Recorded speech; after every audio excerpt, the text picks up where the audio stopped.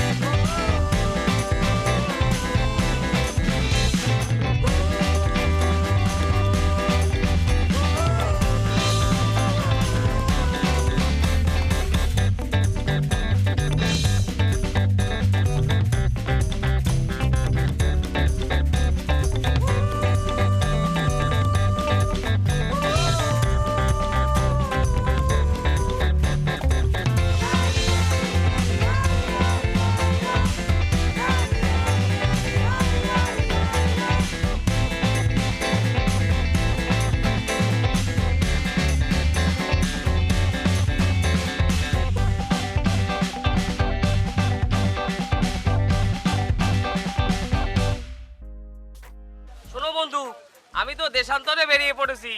ওই যে Vasco da Gama, Christopher Columbus, তাগো মতো আমিও বেরিয়ে পড়েছি।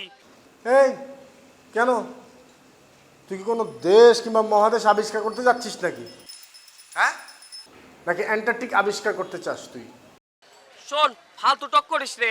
আমি ঢাকার উদ্দেশ্যে যশোরে বাস থেকে টিকিট কিনলাম। কালকে ঠিক 12টার মধ্যে আমি ঢাকায় রিচ করব। তুমি আমাকে রিসিভ করবে। আমি একটা ওয়ার্ম রিসিপশন চাই। এই সেনাইদার কাছ থেকে প্রেমে প্রত্যাখ্যান হয়ে আমার মনটা একেবারে ছিন্ন বিচ্ছিন্ন হয়ে গিয়েছে। আহত নিহত অবস্থায় আমি ঢাকা রিচ করব। তুমি আমাকে সুন্দরভাবে রিসিভ করবে। বন্ধু, তুমি ভাইবো না, তুমি চলে আসো। আমার সকালবেলা একটু ধামরা যাওয়ার কথা আছে, 12টার ভিতরে আমি চলে আসবো। রিনার সাথে যাবো তো, সময় বেশি লাগবে না, চলে আসবো। তুমি চিন্তা করো না, তুমি আসো। তুমি ধামরায় যাও আর কামরায় যাও, তুমি আমাকে ঠিক মতো রিসিভ করবে। Bye, see you as a ব্যর্থ প্রেমিক। ও ভাই, আপনাদের গাড়ি আসবে কোন সময়? এই 10 মিনিট পরেই চলে আসবে। শালা ব্যাগ গেল কোথায়? আরে ফিতে বাংলা রে। ধামরাই কেন?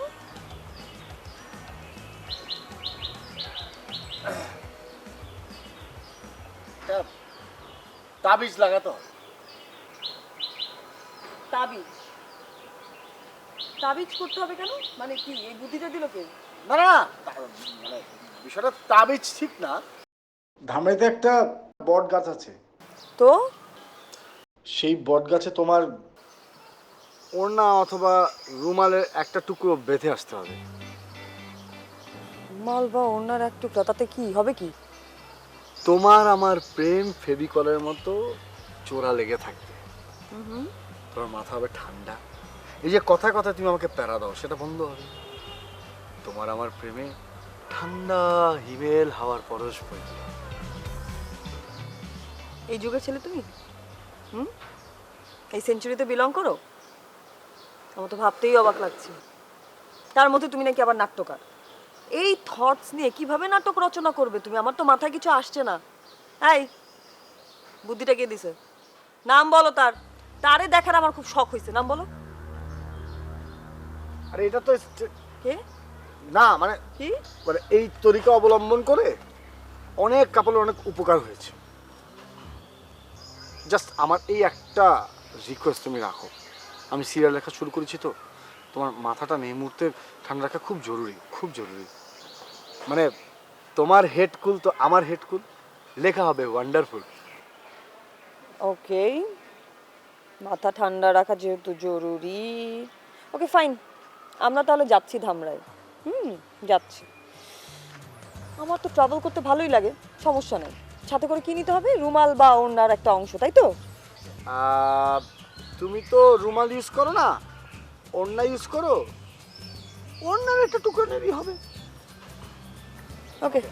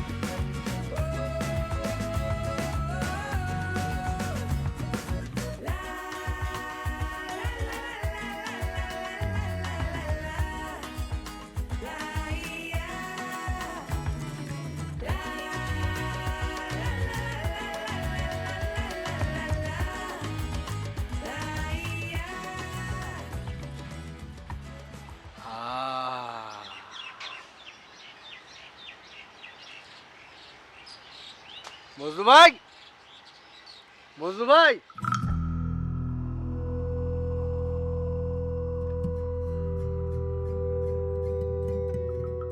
এই মজনু ভাইটা আবার কি? নাম শুনে বুঝতে পারো না? মজনু, পৃথিবীর সবচেয়ে বড় প্রেমের আইকন মজনু।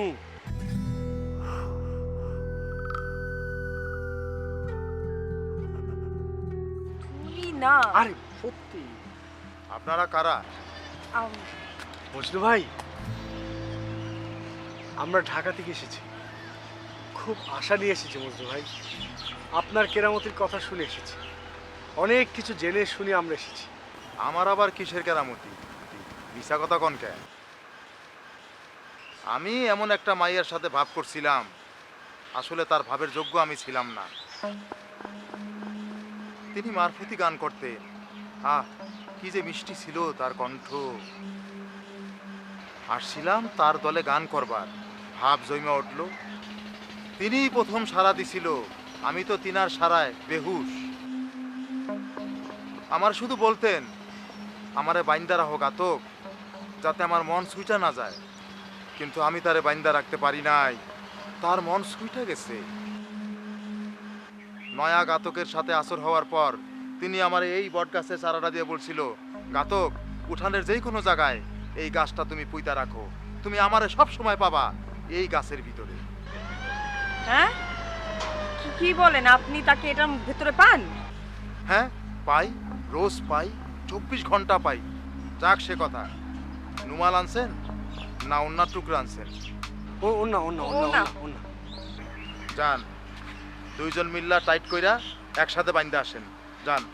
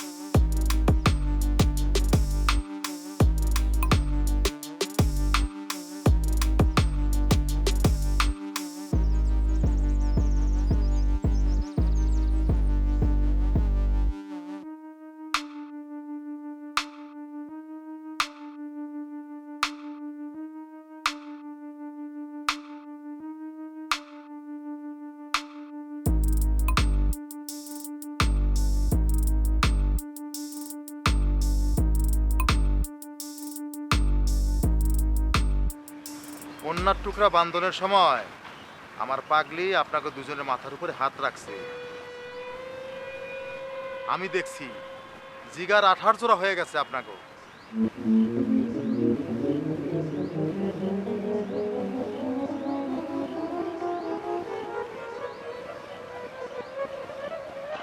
কিন্তু কই, আমি তো কিছুই টের পেলাম না। বড় কামের পাগলি, তার লেভেলে না হইলে তার স্পর্শ বুঝবেন কেমনে? জান, কোনো টাকা পয়সা লাগবে না। প্রেম আর টাকা পয়সা দুইটা এক জিনিস না, দুইটা দুই লাইনের জিনিস। এই দুইটা কখনো এক করা যায় না। আপনারা এখন যান।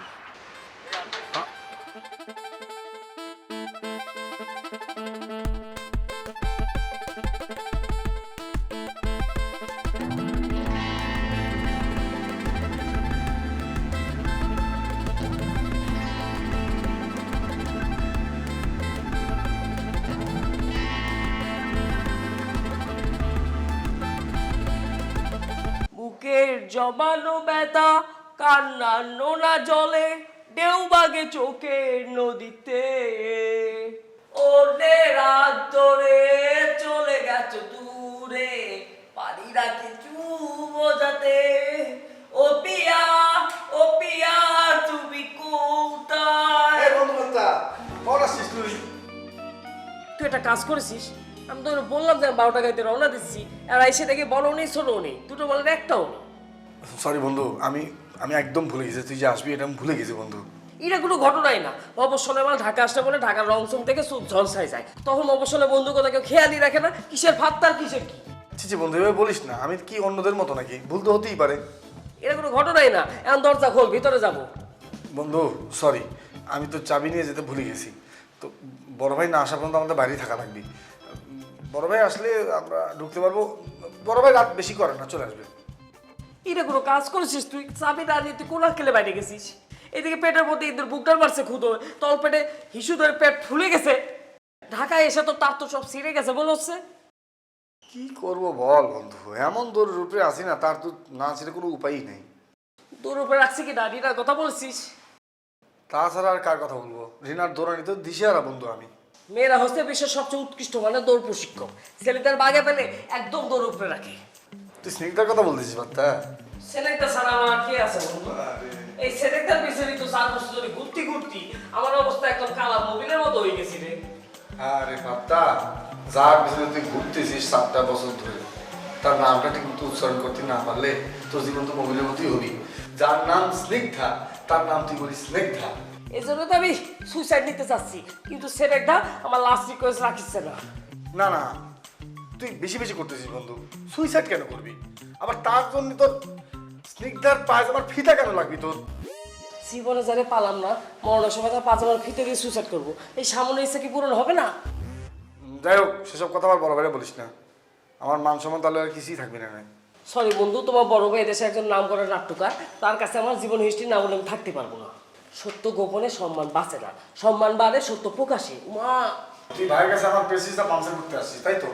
ভাইকে আমি একটা ফোন দিই, দাঁড়া। ফুলের টপ টপ নাই, ঝাড়ি দিতাম।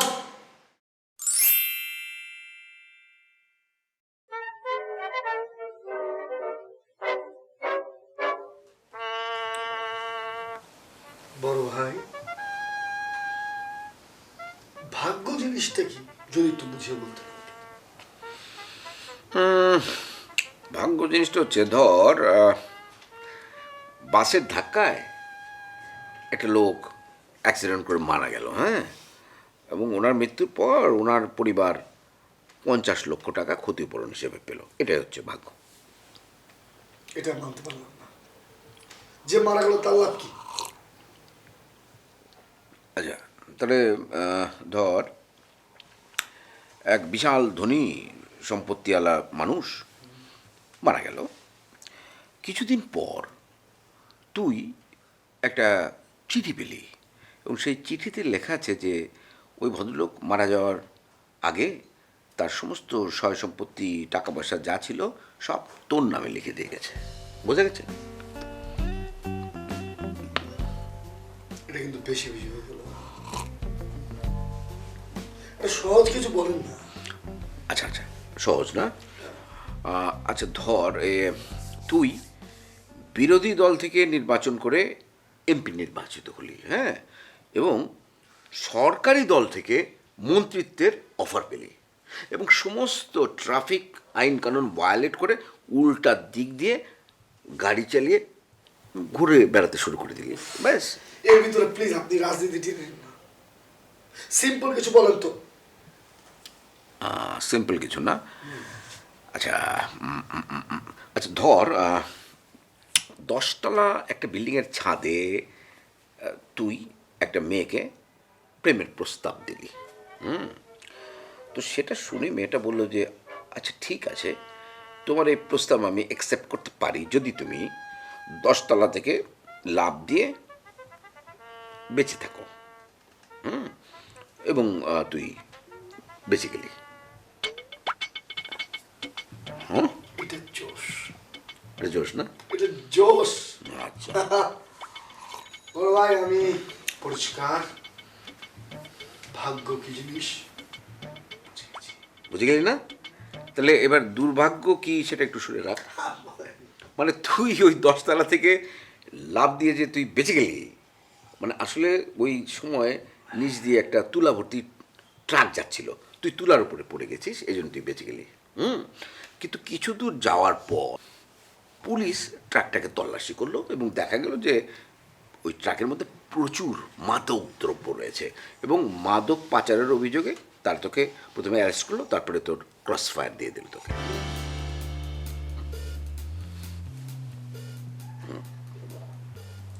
জিনিস একটা। আপনি পারেন বড় ভাই, এটা কঠিন জিনিস।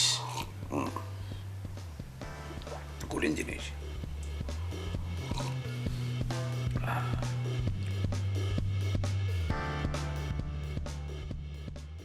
সম্মানিত এলাকাবাসী, জুকারবার্গ আবিষ্কৃত ফেসবুকের সম্মানিত ব্যবহারকারীদের জানিয়ে যায়, আমাদের অত্র এলাকার মেয়ে এবং আমার এল্ডার সিস্টার কামরুন্নেসা কোচি মুলা নামে ফেসবুক আইডি খুলে আছে।